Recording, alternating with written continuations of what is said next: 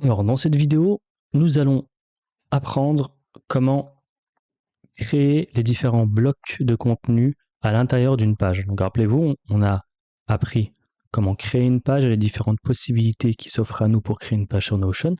Maintenant, on va apprendre comment créer les différents éléments qui vont venir compléter ces différentes pages. Donc, on va avoir différents blocs. Ce qu'ils appellent les blocs dans Notion, c'est des blocs de contenu. Donc là, on va avoir un bloc basique, hein, qui va contenir des éléments assez simples, hein, on va dire, du texte, des pages, une to-do list, des titres, une table, des bullet points, etc., des quotes, tout ce qui est des séparateurs, etc. On va avoir également une partie bloc inline, hein, lorsqu'on va venir mentionner une personne, mentionner une page, une date. On peut coller des emojis ou on peut également mettre des équations. On va avoir un bloc base de données, donc avec une vue en table, une vue en tableau, en galerie, en liste, en calendrier, en timeline, etc. On va avoir un bloc média qui va contenir les images, des bookmarks, des vidéos, des audios, du code et des fichiers. On va pouvoir intégrer directement dans Notion des éléments extérieurs, c'est-à-dire on va pouvoir intégrer un Google Drive, plutôt un espace de votre Google Drive, un tweet, un Google Map, un Figma. Donc ça, c'est assez intéressant et c'est nouveau pour tout ce qui est création de design web. Ça, c'est assez intéressant. On va pouvoir intégrer vraiment pas mal de choses, un sketch, des PDF, Loom lorsqu'on enregistre des vidéos, des typeforms pour avoir un formulaire de contact directement dans Notion. Et ça, on va le voir ensemble quand on va pouvoir créer un site internet dans Notion avec un formulaire de contact. Donc vous voyez, c'est assez poussé, hein. Donc ils intègrent pas mal de nouvelles fonctionnalités. Donc vous voyez, tout ce qui est en new, c'est que c'est nouveau. Donc Slack, Trello, Asana, etc., Dropbox. Et enfin, on va avoir un bloc avancé avec des tables de contenu, des blocs d'équations, des boutons, templates de boutons, des breadcrumbs, ce qu'ils appellent des fils d'Ariane, c'est ça, etc. Des menus déroulants, vous voyez. Et donc ça, on va voir ces différentes possibilités qui s'offrent à nous pour compléter une page web. Donc on va commencer par le premier bloc, hein, le bloc basique, où on va pouvoir intégrer, par exemple, du texte. Alors le texte, c'est assez simple, on n'a pas besoin d'aller le chercher. Le texte, hein, si vous voulez le coller, vous prenez du texte et vous le collez ici, tout simplement. Ou vous le tapez. Hein. Vous voyez, on n'a pas besoin en fait d'utiliser le raccourci slash, hein, parce que vous l'avez compris, le raccourci slash, en fait, ça va nous permettre d'aller chercher un élément. Donc là, plutôt texte. Je vais y arriver. Texte. Et donc, je vais directement chercher mon texte. Et là, je peux taper mon texte. Ou, si je vais chercher l'élément heading, il va me le chercher. Et ici, je peux taper mon titre. Vous voyez? Donc ici, comme je vous l'ai dit, alors on va essayer d'organiser tout ça. On va commencer par un titre de niveau 1. Comme vous le savez, je pense que lorsque vous créez une page de site internet, vous avez une sémantique à respecter. C'est-à-dire que vous avez des titres de niveau 1, de niveau 2, de niveau 3, etc. Et lorsque vous allez sur un site internet, Google ou le moteur de recherche va venir scanner votre page et si la sémantique de ou la structure de votre page est bonne, c'est-à-dire que ça commence par un H1, un heading 1, ensuite du texte, ensuite un H2, un titre de niveau 2, ensuite du texte, etc. En fait, ça permet de structurer votre page et d'envoyer des signaux positifs à Google pour dire que votre page est bien construite. Donc là, vous n'êtes pas obligé de respecter cette structure-là, mais si vous voulez créer un site internet sur Notion, c'est bien de garder la même structure. Donc on va commencer par un titre de niveau 1. Je vais venir coller mon faux texte. Vous voyez ici, j'ai un titre de niveau 1. Je vais à la ligne.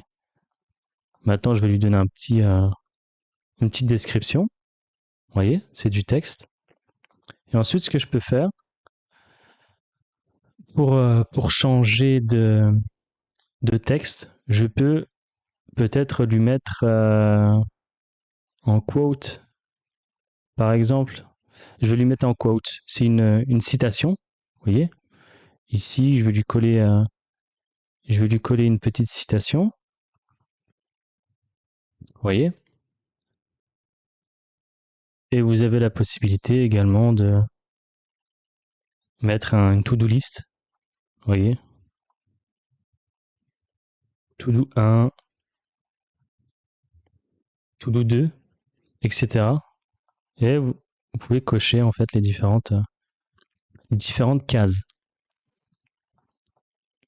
Donc, simplement pour ne pas s'éparpiller par rapport au bloc basique, donc on a pu voir, on peut mettre du texte, on peut mettre une page. Si je clique sur page, là il vient de me créer une autre page. Donc là, c'est pas vraiment ce qui m'intéresse, donc on va revenir à la page précédente, mais vous voyez que ici, il m'a créé la page. Par exemple, je vais lui mettre sous page, et si je reviens sur la page précédente, vous voyez ici, il m'a créé la page sous page. Vous voyez.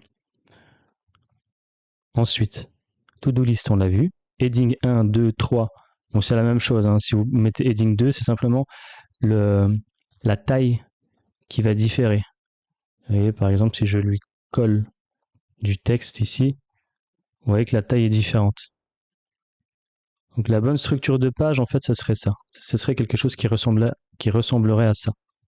On a H1, on a du texte.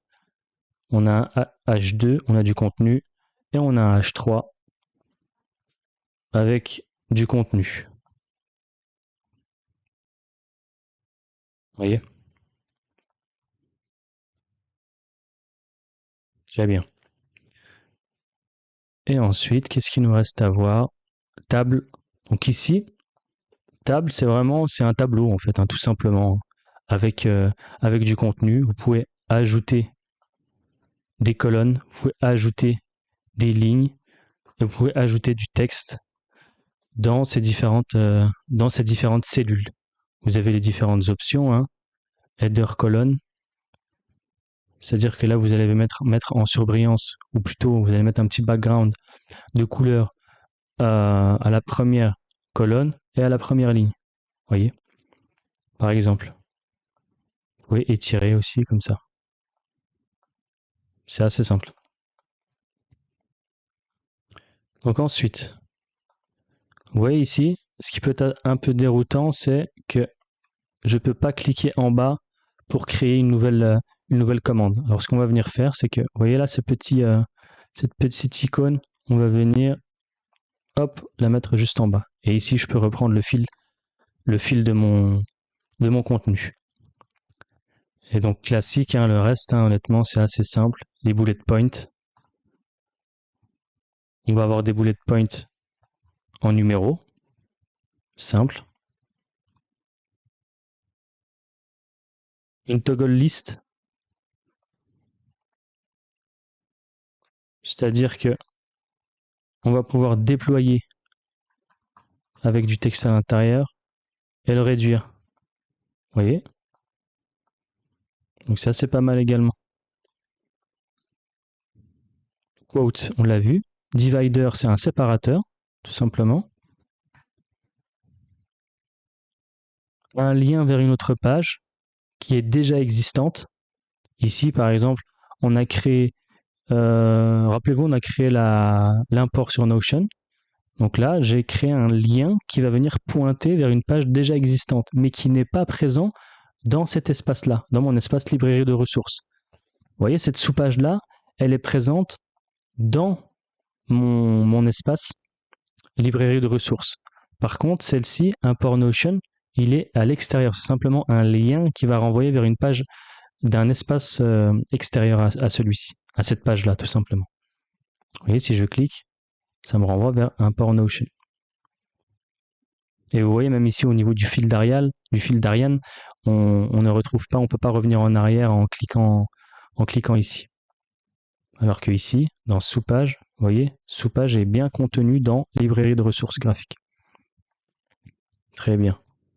Et enfin, ce qu'il nous reste à voir, c'est le call-out. Ici, ça peut être intéressant pour donner une petite information et mettre le contenu en surbrillance. Vous voyez, là, c'est une petite info. Ils ont mis une petite ampoule. On peut également changer l'icône. On peut dire attention, interdiction de faire ça, ou attention à ne pas faire ça, ou attention, nouveauté dans l'application, etc. Vous voyez, c'est à vous de choisir en fait qu'est-ce que vous voulez mettre dans ce petit espace. Donc voilà, le dernier élément, il me semble que c'était celui-là. Et on va voir dans la prochaine vidéo l'explication de ce bloc, le bloc inline. À tout de suite.